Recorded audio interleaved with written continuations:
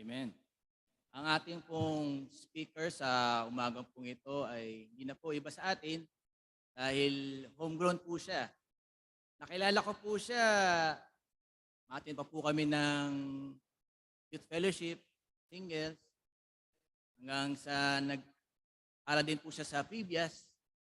At ngayon po ay siya po ang ating senior pastor dito sa Pasig.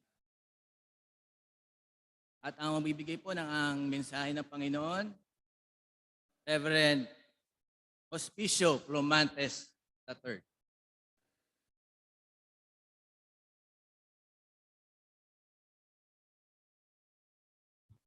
Salamat Brother Jan sa pagpapakilala. Good morning po sa bawat isa sa atin. In this month of April, naka-series po tayo at pag-uusapan po natin yung events bago po namatay ang Panginoon since malapit na po ang Holy Week.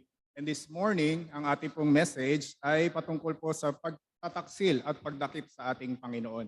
Siguro we start po muna sa prayer.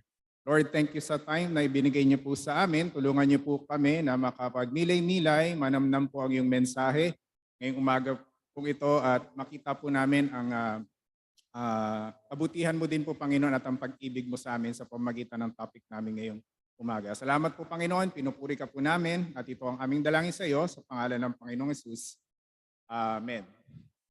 So, tingnan po natin ang ating verse 1, bali hanggang verse 11 lang po tayo. Now, dito po sa verse 1, ang sabi po, nang masabi ni Jesus ang mga salitang ito, tingnan po natin yung pinaka-background po nito. Well, dun po sa chapter 13 hanggang chapter 17, ito po yung tinatawag na the upper room discourse. Ito po yung huling panahon kung saan kasama ng Panginoong Jesus yung kanyang mga alagad. Dito po niya hinugasan yung paa ng kanyang mga alagad. Kumain siya, nakasama po nila. In-institute po niya dito yung Lord's Supper at nagbigay po siya ng mga last-minute instructions at saka encouragement po sa kanila. And dito din, ipinanalangin sila ng ating Panginoon. Pero makikita po natin dito, ang sabi po ng ating talata at babasahin ko po sa Tagalog, nang masabi ni Jesus ang mga salitang ito, siya'y umalis na kasama ng kanyang mga alagad na tumawid sa libis ng Cedron patungo sa isang pook na may isang halamanan. Now sa Book of John, hindi po binabanggit ni Apostol Juan ang lugar. Ang sabi niya lang po dito, ito po ay isang garden. At madalas po nakikipag-ipon ang Panginoong Hesus kasama po ang kanyang mga alagad dito po sa garden na ito. Kaya nga po binabanggit sa verse 2 na alam din po ni Judas ang lugar na ito. So ito po ay isang garden. Madalas po dito magpunta ang Panginoon kasama ang kanyang mga alagad. Pero sa Matthew, binanggit po kung ano ang tawag sa lugar na ito. At ang tawag sa lugar na ito ay Gethsemane.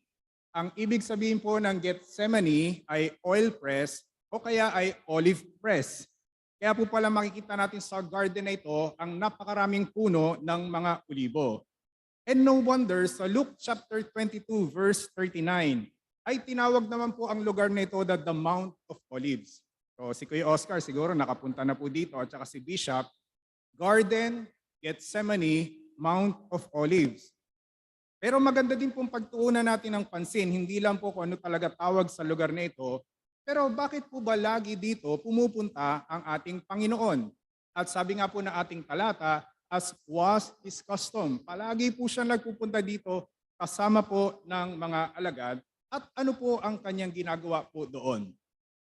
Sa Matthew 26, makikita po natin, palaging nagpupunta doon ang Panginoon para po siya ay manalangin. At dito makikita po natin, sabi po niya sa mga alagad, maupo kayo rito samantalang ako'y pupunta sa dako roon at manalangin. At hindi lang po ang Panginoon ang nananalangin, kundi inanyayahan din po niya sa huling minuto ng kanyang bago po siya maipako sa krus. Sinabi po niya sa kanyang mga alagad na manalangin kayo para hindi kayo madaig ng tukso. Now, they were at a crisis point. Anytime po huhulihin na ang Panginoon. Anytime po ay lilitisin na po ang Panginoon. Pagkatapos po dito siya ay pahihirapan at pagkatapos po dito siya po ay ipapako sa krus. And they should have seen it as a time for deep concern and fervent prayer. Kapag po tayo ay nagkakaroon ng matinding problema sa buhay, kapag po tayo ay dumaranas ng matitinding pagsubok sa buhay, nilulutas po ba natin ito sa pamagitan ng ating sariling diskarte? O nilulutas po ba natin ang mga ito sa pamagitan ng ating masidhing panalangin? Hindi ko po alam kung familiar kayo dito sa picture na ito. Siguro sasabihin niyo, parang familiar yung picture na yan. Tama po, familiar ang picture na yan kung kayo po ay nakapanood ng pelikula na War Room. Yan po yung pinaka-itsura ng pinaka-kwarto po dun sa pelikula. At nais ko pong i-quote yung sinabi po ni Miss Clara dyan po sa pelikula na yan. Ang sabi po niya, you need to do your fighting in prayer. Ito po yung tunay na pakikipagbaka. Ito po yung paraan kung paano po tayo makikipaglaban sa mabibigat na hamon ng buhay. So paano niyo po ba hinahamon ang matinding hamon sa inyong mga buhay, pagsubok? Sinasarili po ba natin ito at iniisipan natin ang madalas ng mga solusyon o nilalabanan po natin ang mga hamon ng buhay na ito sa pamagitan ng panalangin? Now, meron pong isang Army veteran, ang pangalan po niya ay si James Vasquez. Siya po ay isang US Army veteran. At nang malaman po niya na nilusob ng Russia ang Ukraine, ay nagdesisyon po siya na pumunta sa Ukraine at tumulong upang makidigma. It's in his DNA. Ito po ang sabi ng kanyang asawa. Nasa dugo na niya yan. Iyan ang gustong-gusto niyang gawin. Kung saan may gera, yan ang gustong-gusto niyang puntahan. Nandun po siya during the attack nung 9/11 at nakipaglaban na rin po siya sa Iraq at saka po sa Afghanistan. Pero imbis na po matakot itong si James Vasquez, ito po ang kanyang sinabi. I kind of feel like I'm on an awesome, very dangerous vacation. Para sa kanya yung pagpunta sa gera, hindi, bakasyon lang to. Delikado pero sa akin, bakasyon lang ito. Pero ang sabi po ng kanyang asawa sa kanya, sige, pumunta ka roon, just make sure you come home. Now kung si James Vasquez po, gustong-gustong po niyang pumunta kung saan may gera. At gustong-gusto po niyang makipaglaban dahil alam na alam po niya kung paano makikipaglaban. Doon po sa kanyang Twitter po ata yun, sinabi niya, itong tangke na yung kanyang pinabagsak doon sa Ukraine at proud na proud po siya doon. Kasi alam na alam po niya ang gagawin. Ang tanong po, paano naman natin hinaharap ang matitinding gera ng pagsubok sa ating mga buhay? And hindi ko din po alam, baka sa oras natin ngayon. Hindi natin alam, no? Ako, I believe lahat po tayo may mga gera na hinaharap sa buhay. Akala nyo lang wala, akala lang natin, sarili natin wala, pero meron po tayong mga gerang hinaharap sa ating mga buhay. At paano po natin haharapin ang matitinding gera at pagsubok sa ating mga buhay? Ang answer po dito ay panalangin. Palaging manalangin. We need to do our fighting in prayer. So amen po ba dito? Ito po yung pakikipaglaban. Panalangin po ang pakikipaglaban po dito. Now, even the sinless Son of God felt a desperate need for communion with His Heavenly Father. Kung ang Panginoong Hesus po, siya na po mismo ay nagpunta sa Gethsemane, sa isang secluded na place para po makipag-usap sa Ama at ma-pour out po niya ang kanyang puso in private dahil po sa mga mangyayari sa kanyang buhay, how much more pa po tayo? Gayon din po ang kanyang mga alagad. Tila hindi po nila alintana na sila ay nasa kanilang kahinaan. Hindi po nila alintana na sila ay vulnerable sa mga attacks po ni Satanas. Akala po nila wala po sila sa crisis. Akala po nila ay invincible po sila. Akala po nila ay malalakas sila at akala po nila kayang-kaya nilang at hawak nila ang mga sitwasyon ng kanilang buhay. Kaya para sa kanila, hindi ganun kaimportante ang pakikipag-usap sa Diyos. And so balikan ko po yung tanong natin, how do you fight your battles in life? At nais ko pong sagutin ito sa pamamagitan po ng quote ni Dr. Charles Stanley. At ito po ang kanyang sabi. Ang sabi po niya, fight all your battles on your knees. Not just some of our battles, pero ang sabi po niya, lahat ng ating mga battles, labanan po natin yan sa pamagitan ng panalangin. Huwag po nating labanan mag-isa ang mga problema, kundi labanan po natin ito sa pamamagitan ng panalangin. And ano po ang mangyayari kapag ginawa natin ito? Ang sabi po niya, and you will win every time. Tiyak, magtatagumpay ka palagi. Amen po ba dito? Kaya siguro samantalahin ko na rin, kung kaya nyo lang po umattend, sama-sama po tayong manalangin even sa ating prayer meeting. Kailangan po natin ang panalangin. Pray lang po tayo ng pray at tiyak, magtatagumpay po tayo sa hamon ng ating mga buhay. And so makikita po natin dito una yung devotion ng ating Panginoon. Palagi po siyang naglalaan ng kanyang sarili sa pagko-commune sa kanyang Ama. Ang pangalawang bagay na makikita po natin dito, hindi lang ang kanyang devotion, kundi ang kanyang omniscience o di kaya po yung kanyang tinatawag na pagkaalam sa lahat ng bagay. Now dito po sa verse 3 at babasahin ko po ulit, nang si Judas ay nagdala ng pulutong na mga kawal at na mga punong kawal mula sa punong pari at mga Fariseyo at pumunta doon na may mga ilawan, mga sulo at mga sandata. Now, sabi po dito sa karugtong na talata sa verse 4, ang sabi po, si Jesus na nakakaalam ng lahat ng mga bagay na mangyayari sa kanya. Now, pag-usapan po natin itong phrase na Jesus knowing all that would happen to him. Ang ibig pong sabihin niya is simply, isa po, Jesus is all-knowing. Alam po ng Panginoong Hesus ang lahat ng bagay. And so alam din po niya na one day, siya po ay mamamatay. In fact, hindi lang po siya nabigla sa mga pangyayaring ito, hindi po nabigla dito ang Panginoon at matagal na po niyang ipinagpauna sa kanyang mga alagad na siya po isang araw ay mamamatay. Sa Synoptic Gospels ng Matthew, Mark, and Luke, alam niyo po ba na there are 3 times, 3 pagkakataon na sinabi na po ng Panginoong Hesus in advance ang kanyang kamatayan. Browse po natin na mabilis. Right after nung nagpakain po siya ng 4,000 na mga tao, no, nang pinakain po niya, nung tumawid po sila sa kabilang ibayo, sa nayon ng Cesarea ng Filipos, doon po niya sinabi itong verse sa Mark chapter 8 verse 31 na ang anak ng tao ay kinakailangan magdusa ng maraming bagay at itakwil ng matatanda ng mga punong pare, ng mga eskriba at patayin. Ito po yung unang instance. And then pangalawa po, during the transfiguration, makalipas lang po ng ilang panahon after po nitong transfiguration, ay binanggit na naman po ng Panginoon na ang anak ng tao ay ipagkakanulo sa mga kamay ng tao at siya'y papatayin nila.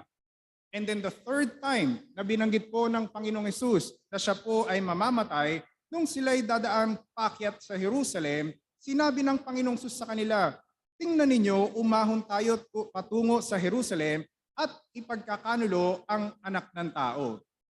Siya'y hahatulan ng kamatayan, siya'y tutuyain, siya'y duduraan, siya'y hahampasin, at siya'y papatayin. Pero pagkaraan ng 3 araw, siya ay muling mabubuhay. And so alam po ng Panginoon ang lahat ng bagay. Hindi po siya nabibigla sa anumang mga susunod na mangyayari sa kanyang buhay, ni hindi rin po nagpapanik ang Panginoon sa anumang mangyayari sa kanyang buhay. And even yung pagtataksil po ni Judas, alam niyo po ba na alam din po ito ng Panginoon? And nabasa na po natin ito sa John chapter 13, noong hinugasan ng Panginoong Hesus yung paa ng kanyang mga alagad, at pagkatapos po siyang mangaral sa kanila, ay sinabi po niya dito sa John chapter 13 verse 21. At sinabi po niya dito, katotohanan, sinasabi ko sa inyo, isa sa inyo ay magkakanulo sa akin. At hindi lang po niya sinabi na isa sa inyo, kundi in-specify po niya kung sino itong magkakanulo sa kanya. Kaya po nung hinudyatan ni Pedro, sinenyasan niya si John the Beloved. Kasi si John the Beloved po ay nakahilig sa Panginoon. Itanong mo na. Ano po sabi ni John the Beloved? Panginoon, sino po ba yon? At sinabi po ng Panginoong Hesus sa verse 26. Sinabi niya, siya iyong aking bibigyan ng tinapay. Pagkatapos na maisawsaw ko ito, kaya't nang maisawsaw niya ang tinapay, ay kinuha niya at ibinigay kay Judas na anak ni Simon Iscariote. Imagine, nalalaman po ng Panginoong Hesus ang lahat ng bagay. Alam po niya na nalalapit na ang kanyang kamatayan at alam din po niya na kung sino ang magkakanulo sa kanya. Dagdagan pa po natin ito. Alam niyo po ba na even yung oras and yung time kung saan po siya ipagkakanulo ay alam din po ng Panginoon. Now the Lord sovereignly arranged the time and place of His betrayal. Even po yung time, alam niyo po ba yon, ay naka-ordained na, nakatakda na sa Panginoon kung kailan siya uhulihin and even yung pinaka-lugar. Now, minsan hindi po natin napapansin itong mga bagay na ito na even na may time, may sariling timetable ang Panginoon. Tingnan niyo po, for example, sa John chapter 2, nung kasalan sa Kana, di ba po nung magkulang ang alak, ay sinabi ng ina ng Panginoon sa kanya, wala silang alak. Sabi ng Panginoon sa kanya, kay Maria, babae, anong kinalaman ninyo sa akin? And then, tsaka po sinabi ng Panginoon, ang aking oras ay hindi pa dumating. Pero later on, gumawa din po siya ng alak.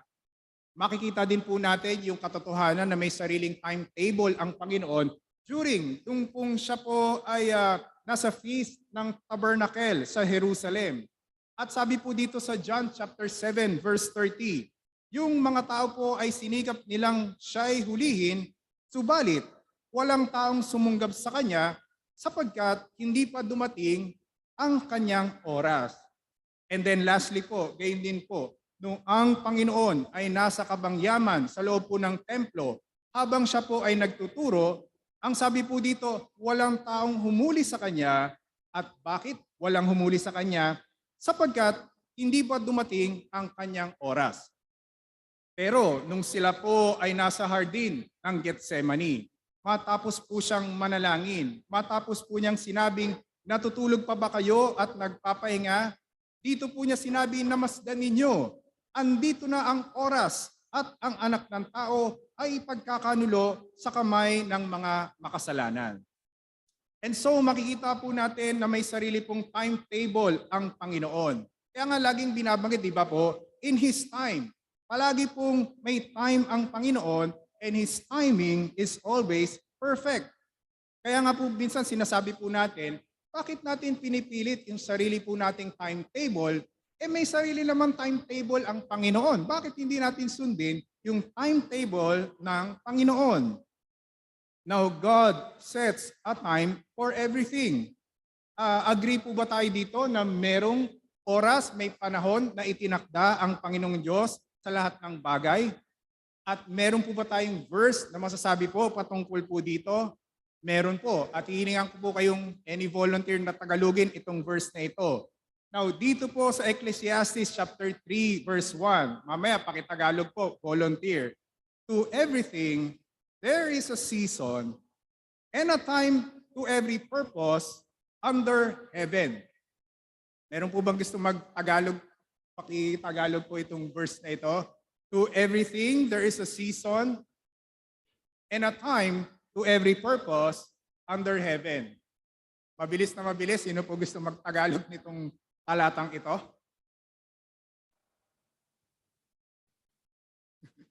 Okay. Natatawa si Andre sa akin. Okay, sige. Sige, wala pong gustong mag-Tagalog. Sa lahat ng bagay ay may panahon at may oras. Sa bawat layunin ng Diyos sa ilalim ng langit, kung talaga literal, sa ilalim ng langit o sa itinakda ng Diyos. Meron pong purpose ang Diyos, meron po siyang oras, at sa bawat oras ng pangyayari sa ating buhay, meron po siyang layunin. Now, alam niyo po ba na even po yung kanyang pag-arrange ng lugar, makikita po natin dito sa Matthew chapter 26 verse 3 hanggang 5. Bagamat ang plano po dito ng mga punong pari at matatanda ng bayan na hulihin at patayin ang Panginoon, at sinabi nila na wag sa kapistahang ito sa Jerusalem, baka magkagulo ang mga taong bayan. Pero naniniwala po ako na ang Panginoong Jesus po ang nagplano, ang nagtakda ng oras at lugar kung saan siya huhulihin. Why? Kasi magkakaroon ng riot. if nangyari ang kanyang panguhuli sa loob ng Jerusalem, mismo na po yung mga religious leaders ang nagsabi, wag dito kasi magkakaroon ng gulo at lalo tayong mananagot sa Roman government. Kaya makikita po natin na ito po ay itinakda ng Panginoon. Sa mga makikita po natin din dito, para po nangyari, kasi at kung ganun po ang mangyayari at mamamatay, pwedeng mamatay yung mga alagad, paano po niya matutupad yung sa verse 9 na sinasabi po niya, sa mga ibinigay mo sa akin ay wala akong iniwala kahit isa. And so makikita po natin na hindi lang po alam ng Panginoong Hesus ang lahat ng bagay, kundi ang sabi din po dito, Jesus is in complete mastery of the situation. Nung hinuli po ang Panginoon, sino po ang may control sa buong sitwasyon? Si Satanas po ba? Hindi. Nung hinuli po ang Panginoon, sino po ang may control? Si Judas po ba ang may control ng sitwasyon? Hindi din po. Nung hinulo po ba ang Panginoon, ang mga Pariseo at religious leader po ba ang may control? Hindi po. At nung hinuli po ba ang Panginoon, ang mga Roman soldiers po ba ang may control ng sitwasyon? Hindi po. It was Jesus. Jesus was in full control of the situation. Kaya nga po minsan nasasabi po ng iba parang biktima lang ng ang Panginoong Hesus sa mga pangyayari, ng mga masasamang pangyayari at masasamang tao. Hindi po ito totoo. Kasi kontrolado po niya ang lahat ng bagay. At binabanggit po niya ito sa John chapter 18 verse 10. Sabi po niya diyan, walang makakakuha ng aking buhay. Parang sinasabi po niya, kung hindi naman ako papayag na mamatay, hindi niyo ako talagang kayang patayin. At sinasabi din po niya dito, mayroon akong kapangyarihang ibigay ito at mayroon din akong kapangyarihan kuning itong muli. Now, kung nalalaman ng Panginoon ang lahat ng bagay at kung siya po ay may in full control ng lahat ng pangyayari sa buong mundo, hindi po ba nararapat lamang na ilagak natin ang ating pananampalataya at pagtitiwala sa Kanya? At dahil po dito ay pwede po nating harapin ang kinabukasan ng may kapanatagan. So amen po ba dito? Hawak po ng Panginoon ang lahat ng bagay. And last na gusto ko pong tingnan natin, hindi lang po ang kanyang devotion, ang kanyang omniscience o pagkaalam ng lahat ng bagay, kundi even ang kanyang submission. At makikita din po natin ito sa verse 4. Now dito po sa verse 3, mapapansin po natin dito na hindi lang po kasama ni Judas ang mga officers ng chief priests and Pharisees, pero ang sabi din po niya dito, kasama din po niya ang Roman cohort. Ang Roman cohort, pag sinabi po na Roman cohort, it consists of 600 to 1,000 soldiers. Si Apostle Paul, nung siya po ay hinuli, natatandaan niyo po, nung dadalhin po siya from Jerusalem to Caesarea, di ba po ilang sundalo yung kasama ni Apostol Pablo? 470. Parang itinuring po siyang isang dangerous na tao. At ganun din po ang ating Panginoong Hesus. Kasama po niya yung buong ni Judas ang buong Roman cohort. Now, tingin niyo po, bakit kasama ni Judas ang buong Roman cohort?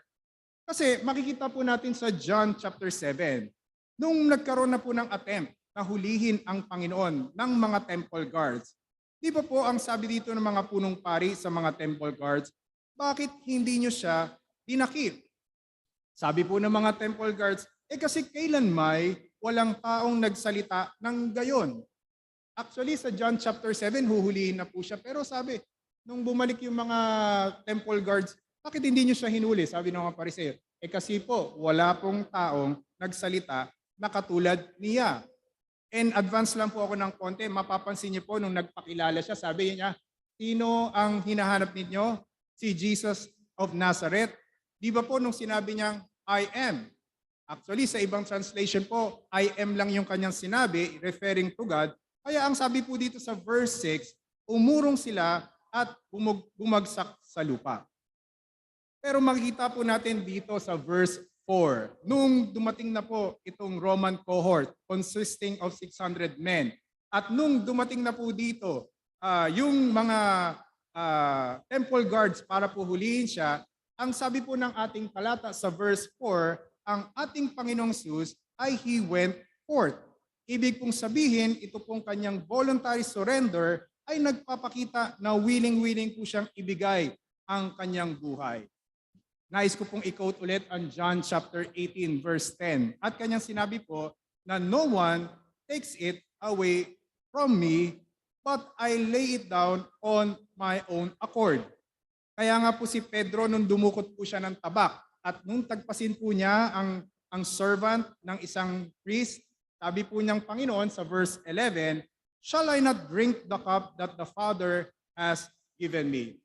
And so ready at willing na willing pong ibigay ng Panginoong Sus ang kanyang buhay para po sa atin at willing na willing po siyang mamatay. And makikita po natin dito sa Garden of Gethsemane sa Matthew chapter 26, 39, 42, and 44. Hindi ba po ang panalangin ng Panginoon sa Ama, Ama, kung maaari, lumampas sana sa akin ang kopang ito. Gayon may hindi ang ayon sa ibig ko, kundi ang ayon sa ibig mo. And for the second time, ito din po ang kanyang panalangin, Ama, kung hindi maaari lumampas ito, malibang inumin ko ito, ang iyong kalooban ang siyang mangyari. At sa ikatlong pagkakataon ay ganun din po ang kanyang sinabi na, Ama, kung hindi maaaring lumampas ito, malibang inumin ko ito, ang iyong kalooban ang mangyari sa akin. Now sometimes sinasabi po natin na mahirap malaman ang kalooban ng Diyos sa ating mga buhay. Pero mas mahirap din po, sometimes o even madalas, alam na natin ang kalooban ng Diyos sa ating buhay, pero ang tanong, willing po ba tayong magpasakop sa banal na kalooban ng Diyos sa ating buhay? Now, gusto ko pong magtapos sa isang story. Hindi ko po alam kung kilala niyo po itong si Corrie ten Boom. At siguro narinig niyo na po si Corrie ten Boom. At ikwento po natin siya. Medyo 19 kopong-kopong po, 1892 at namatay po siya noong 1983. Now, in the midst of the Nazi occupation of Poland, an unassuming woman, the country's first female watchmaker, had a secret, a hidden room where Jewish refugees could stay as they fled the dangerous regime.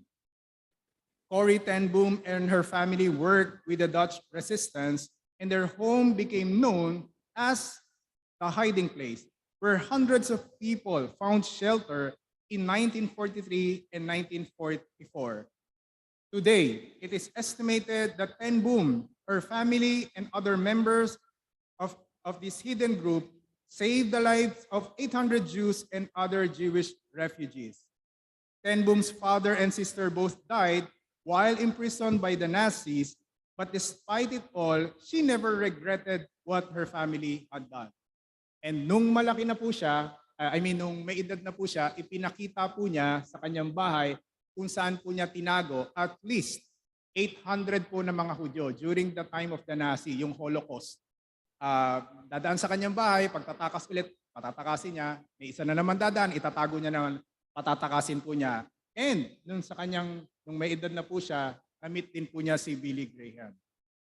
Pero nais ko pong tingnan natin yung mga famous quotation ni Corrie ten Boom at alam ko narinig na po niyo ito. Siya po pala ang nagsabi nitong quote na ito. The measure of life, after all, is not its duration, but its donation.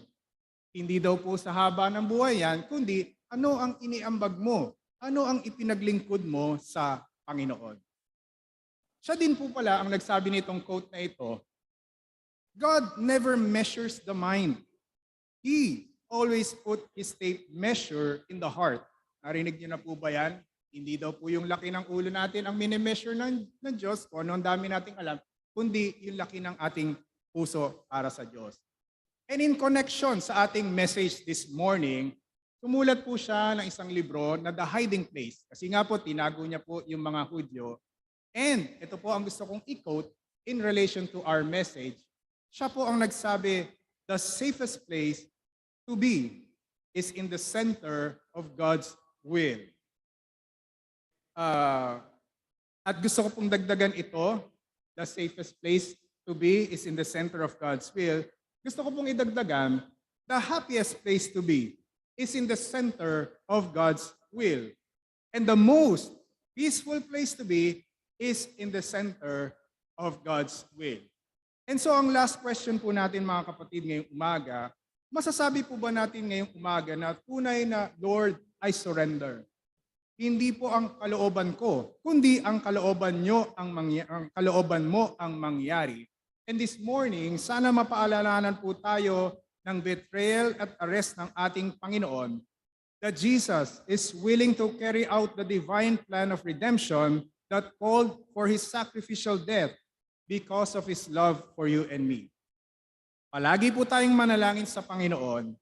Ipagkatiwala po natin sa Kanya ang lahat ng bagay sapagkat alam po niya ang lahat ng bagay at yamang siya ang may hawak ng lahat ng mga pangyayari sa ating buhay. At nawa masabi po natin ngayong umaga na ang kalooban mo, O Diyos, ang mangyari sa aking buhay. Pagpalain tayo ng Panginoon sa Kanyang mga salita.